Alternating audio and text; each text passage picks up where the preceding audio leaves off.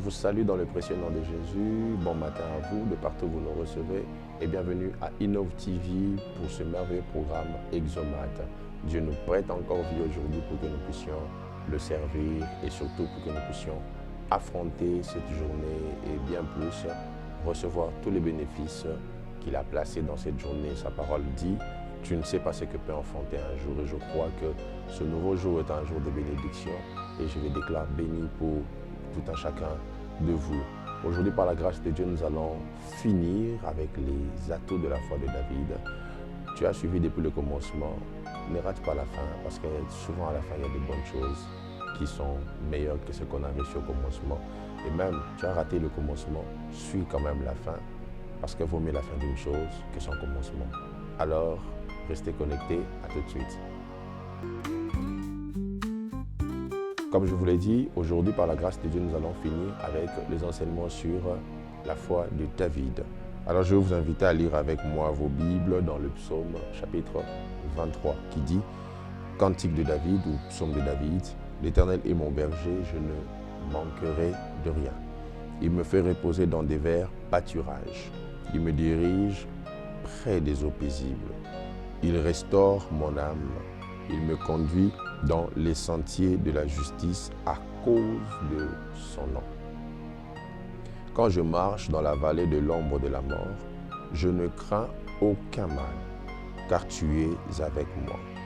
Ta houlette et ton bâton me rassurent. Tu dresses devant moi une table en face de mes adversaires. Tu oins d'huile ma tête et ma coupe déborde. Oui, le bonheur et la grâce m'accompagneront tous les jours de ma vie et j'habiterai dans la maison de l'Éternel jusqu'à la fin de mes jours.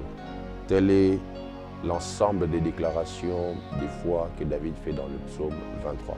Il y en a plusieurs, rassurez-vous, ma liste n'est pas exhaustive, elle n'est même pas la meilleure, mais c'est ce que Dieu nous a permis de découvrir et de partager avec vous. Et la foi de David est une foi qui a été caractérisée par plusieurs atouts, plusieurs éléments qu'il est en train d'étaler. Et la fois passée, j'étais en train de finir en vous parlant de la protection. David dit, quand je suis dans la vallée de l'ombre de la mort, je ne crains rien car tu es avec moi. Donc David était sûr que la présence de Dieu génère la protection. La présence de Dieu nous rassure d'être protégés face à tout type d'adversité. Et c'est ce que David était en train d'expliquer pratiquement dans ce psaume chapitre 23. Et je vais me donner le plaisir d'avancer rapidement pour parler du 10e atout de la foi de David, qui est la discipline. Oui, vous l'avez bien entendu, la discipline. La discipline, mes frères et sœurs, est l'une des choses que Dieu nous donne lorsque nous avons foi en lui. David parle, il dit, je ne crains aucun mal parce que tu es avec moi. Ta houlette et ton bâton me rassurent. Ta houlette et ton bâton. Donc Dieu, mes frères et sœurs, est celui qui se rassure de nous protéger à cause aussi de la discipline qu'il implique sur nous. La houlette et le bâton sont là pour corriger nos erreurs. Chaque fois que nous commettons des erreurs, Dieu vient par la discipline pour nous corriger et nous ramener sur le bon chemin. Mais voici, j'aimerais nous dire quelque chose sur la discipline. Très souvent, dans le langage courant, lorsqu'on parle de la discipline, on fait allusion aux choses à ne pas faire, les choses interdites. Mais un jour, le Seigneur était en train de m'instruire et il m'a fait comprendre que la discipline n'est pas que l'ensemble de ce que tu ne fais pas. La discipline, c'est aussi l'ensemble des choses que tu choisis de faire. Parce qu'un homme discipliné n'est pas seulement celui qui a des restrictions. Un homme discipliné, c'est celui qui a aussi une attention particulière sur les choses qui lui sont permises de faire. C'est comme ça que vous verrez qu'on parle de discipline sportive. Donc, un sportif qui est dans une certaine catégorie a des disciplines ou des choses à faire en fonction du sport qu'il pratique. Donc, la discipline n'est pas seulement ce que tu ne fais pas. La discipline, c'est aussi ce que tu fais pour devenir meilleur. Donc, celui qui n'a pas la discipline du travail ne peut pas atteindre une certaine dimension. Donc comprenez que la discipline ne vous interdit pas seulement des choses. La discipline vous donne aussi le choix des choses que vous devez nécessairement faire.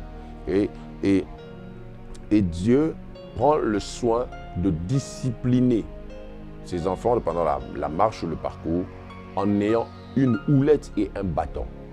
Une houlette et un bâton. La houlette et le bâton de Dieu sont là pour qu'à chaque fois que tu commets une erreur, que tu sois corrigé. Celui qui aime châtie. Dieu châtie ceux qu'il aime. Donc, le châtiment de Dieu est l'un des signes d'amour.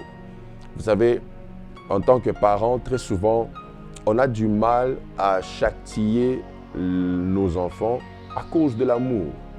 On s'est dit, c'est un petit enfant, je ne peux pas crier sur lui. Et vous vous rendez compte que les enfants qu'on ne prend pas la peine de châtier quand ils sont petits comme ça, deviennent des impolis quand ils grandissent ou même ne vont plus écouter. Vous allez vous rendre compte, j'ai déjà vu ça dans plusieurs familles, un enfant qu'on berçait, un jour, il devient brigand, incapable d'écouter la même maman qui n'a pas voulu le redresser quand il était petit. Il faut savoir tenir en main une houlette et un bâton, que la Bible appelle aussi la verge de la correction, pour amener sur le bon chemin celui qui tente de s'égarer ou d'aller dans la mauvaise direction. Donc Dieu, comme le bon berger, tient en ses mains une houlette et un bâton pour nous permettre d'être corrigés et de suivre le bon chemin. Je prie que Dieu vous corrige toutes les fois où vous allez commettre des erreurs, pour que vous reveniez sur son chemin. Un vrai enfant, peu importe la douleur ou la peine de la correction, revient toujours vers ses parents. Parce que tu n'as pas où aller. Et c'est ce qui fait même la différence entre un enfant de la maison et un enfant étranger. L'enfant étranger aura où aller, mais l'enfant de la maison sait que je n'ai pas d'autres issues que de rentrer chez mon père. Donc, vous devez savoir, mes frères et sœurs, que la verge de la correction est là pour vous ramener sur le droit chemin. Sur le droit chemin. Acceptez que Dieu vous corrige. Acceptez que Dieu vous punisse. Acceptez que Dieu tienne son fouet et qu'il vous frappe toutes les fois où il se rendra compte que vous avez dérapé. La correction. Et le 11e atout de la foi de David, c'est la victoire sur l'adversité. Ça, j'aime beaucoup. Il dit, tu dresses devant moi une table en face de mes adversaires. Tu dresses devant moi une table en face de mes adversaires. Ce texte présente l'image d'une cérémonie de vassalité où il y a un grand roi et le grand roi invite d'autres rois à sa table. Et donc ici, vous comprendrez que les adversaires dont David parle, ce ne sont pas des inférieurs, ce sont des rois comme lui. Parce que c'est une table où des rois se sont retrouvés entre eux en train d'être honorés par l'invitation du grand roi qui est Dieu. Et dans cette cérémonie de vassalité, David montre que Dieu dresse la table pendant que ses adversaires sont à ses côtés. Vous devez le comprendre parce que la notion d'adversité est liée à la notion d'égalité. Tu ne peux pas combattre quelqu'un si tu n'es pas égal à lui. C'est ce qui fait que lorsqu'un supérieur combat un inférieur, il attire indirectement l'inférieur à son niveau supérieur. Il libère une charge spirituelle qui fera de cet inférieur son égal pour qu'il y ait équilibre dans la bataille. C'est ce qui fait que lorsque Saül se déguise en adversaire de David, qui est son inférieur, il a commencé petit à petit à attirer David sur le trône qui avait déjà été relâché sur lui. Quand tu fais d'un inférieur ton adversaire, Dieu va le faire monter à ton niveau. Et même, lorsque tu es combattu par un inférieur, ne te mets pas en bataille avec lui parce que tu le rendras supérieur ou soit égal à toi. David connaissait cette notion. C'est la raison pour laquelle, lorsque Absalom a fait la rébellion, David n'a pas combattu Absalom parce qu'il ne voulait pas relâcher sur lui la charge spirituelle qui accompagne les rois. C'est ce qui a fait que Absalom n'a pas pu accéder à la royauté. Donc, la notion d'adversité rime avec la notion d'égalité. Il faut qu'il y ait pouvoir égal pour qu'il y ait adversité. Donc sur cette table dont David parle, il n'y a que des rois qui sont assis là. C'est pour ça que vous verrez dans des disciplines comme la boxe, un poids lourd ne peut pas se battre avec un poids léger. On prend l'équilibre, l'équivalence avant de mettre des gens sur un même ring pour se battre. Ce qui fait que même là où tu travailles, le jour où ton supérieur commencera à te combattre, toi qui es inférieur, sache qu'il est indirectement en train de prophétiser que tu es le futur supérieur. Quand tu vois quelqu'un d'élevé faire de toi son adversaire, Dieu l'utilise comme un appât pour t'emmener dans ce niveau supérieur où il est et que tu puisses atteindre son niveau. Lorsque un supérieur combat un inférieur, il fait monter son niveau.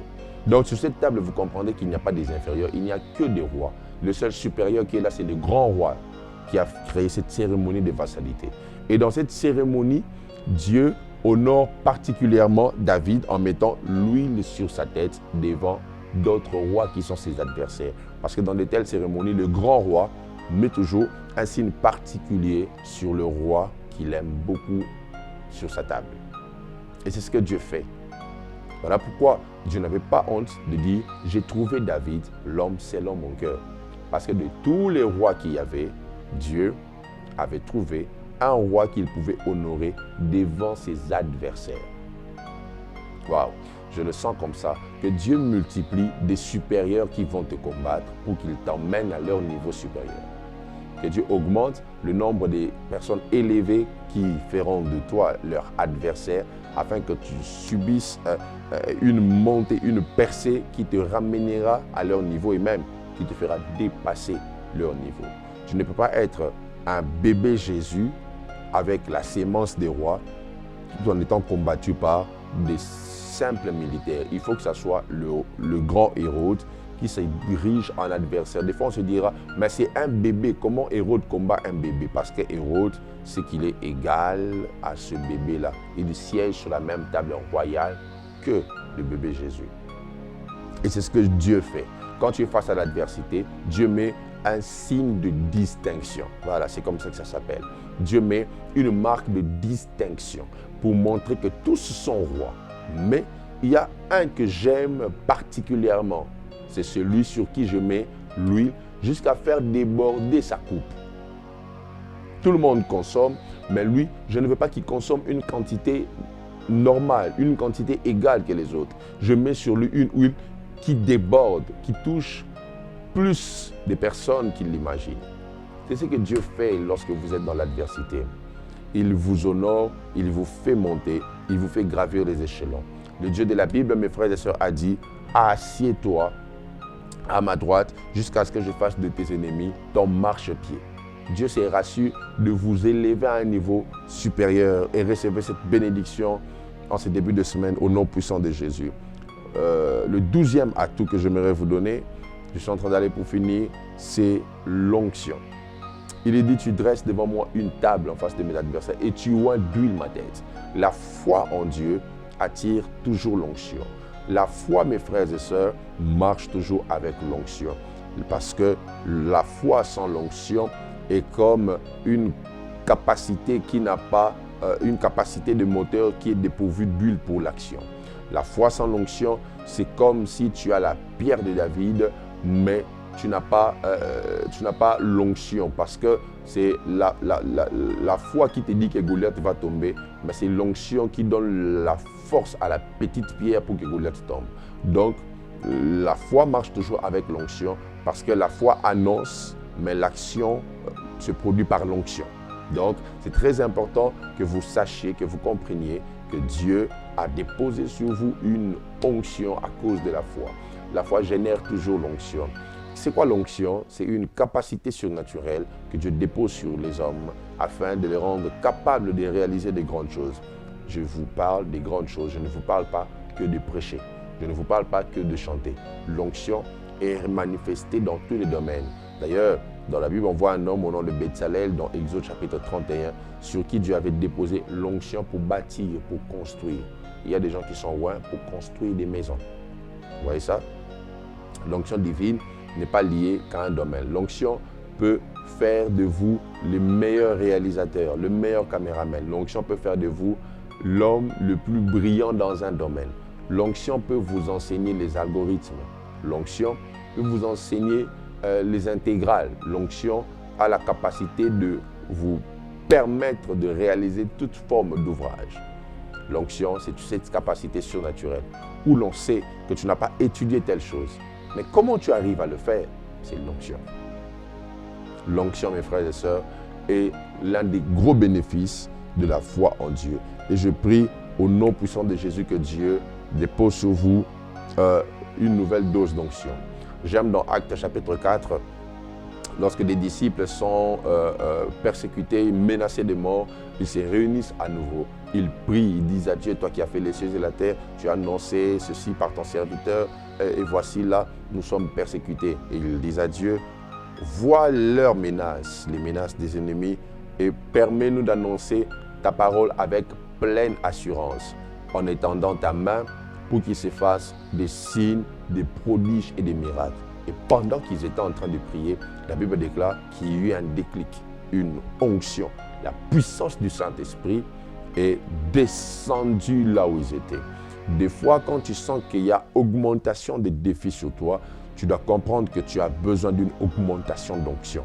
Parce que le type de défi que tu rencontres te révèle que tu reçois une invitation à un niveau supérieur d'onction. Et je prie au nom puissant de Jésus que Dieu relâche sur vous une onction surnaturelle qui va vous accompagner, qui va vous faire briller, qui va vous faire réussir. Vous avez besoin d'onction. Oui, vous avez besoin d'onction pour réaliser des choses énormes. Vous avez besoin d'onction pour faire des choses qui surpassent l'intelligence. Vous avez besoin d'onction. Vous en avez sérieusement besoin. Et que Dieu la dépose sur vous. Et je serai en train de finir en vous donnant le dernier atout de la foi de David, qui est la vie éternelle. Mes frères et sœurs, si toutes ces choses ne vous conduisent pas à croire à la vie éternelle ou à attendre la vie éternelle, sachez que vous êtes comme quelqu'un qui construit une maison dans laquelle il ne va pas habiter. La vie éternelle, c'est la finalité de ce que nous faisons avec Dieu. La vie éternelle, c'est ce que Dieu attend de nous pour que ce plaisir que nous avons de sa présence étant sur terre ne puisse plus être limité par un temps, mais que ça soit ponctuel et éternel. La vie éternelle, c'est ce qui pousse David à dire, oui, le bonheur et la grâce m'accompagneront tous les jours de ma vie et j'habiterai dans la maison de l'Éternel jusqu'à la fin de mes jours. Il y a une habitation dans la maison de Dieu. Et pour accéder à cette habitation, vous devez croire à la vie éternelle. Croyez que ce monde prendra fin un jour. Aujourd'hui, je vois des personnes transformer ça en des sujets comiques où on pense que ce sont des illusions des chrétiens. Ils parlent, ils disent, depuis qu'ils ont commencé à dire qu'il allait revenir, il ne revient pas, le monde ne prendra jamais fin. Ce sont des illusions. Je peux vous dire, je crois que ce monde prendra fin. Jésus va enlever l'Église. Et si vous n'êtes pas prêts, vous allez rater ce rendez-vous. Mais je ne veux pas que vous le ratiez. Ça semble fou, oui. Voilà pourquoi vous avez besoin de la foi pour y croire. Parce que la foi, c'est un peu comme de la folie. C'est la raison pour laquelle les deux ont la même lettre de départ. Et vous avez besoin de la foi pour croire que Jésus reviendra. Il y a des gens même à l'église qui ne croient pas en ce retour de Jésus. Il y a même certains qui se permettront de m'insulter en entendant que je suis en train de dire ces choses. Mais je vous dis, Noé en son temps avait été considéré comme un fou. Comment tu peux annoncer que la pluie va tomber pendant que on n'a jamais vu la pluie? Mais Noé avait entendu, Noé avait su que Dieu lui avait parlé. Et le jour où la pluie est arrivée, les gens ont vu que réellement Dieu avait parlé à Noé. Et Jésus dit, il en sera comme au temps de Noé. Les hommes seront en train de manger, de boire, de s'enivrer, de faire tout ce qu'ils aimeraient faire. Et là, il y aura une surprise. Une surprise. Je prie que tu sois de ceux qui vont accéder qui vont accéder à la réserve de Dieu pour ne pas rater le rendez-vous éternel. Vous avez besoin, mes frères et sœurs, de passer l'éternité avec Dieu. Vous avez besoin de passer la vie éternelle aux mains de Dieu. Et ma prière et le vœu de mon cœur en ce jour, c'est que Dieu puisse mettre dans votre cœur la foi sur l'éternité. La foi sur l'éternité. La foi sur l'éternité. Oui, il revient. Il revient pour prendre son Église. Il revient pour prendre ceux qui sont prêts. Quand est-ce qu'il faut être prêt? Il faut être prêt chaque jour. Il faut être prêt à son retour. Parce que Jésus revient. Le jour où il partait, l'Esprit a parlé en disant de la même manière que vous l'avez vu partir. Vous le verrez revenir. Et je le vois revenir. Je le sens revenir. Il n'est plus loin, il est proche. Ne doute pas de ceci. Crois en son retour.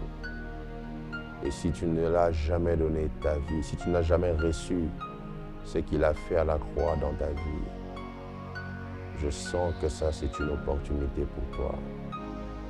Tu vas faire juste cette prière avec moi en disant: Seigneur Jésus, j'ai entendu ta voix et je te demande de me pardonner de mes péchés et de me donner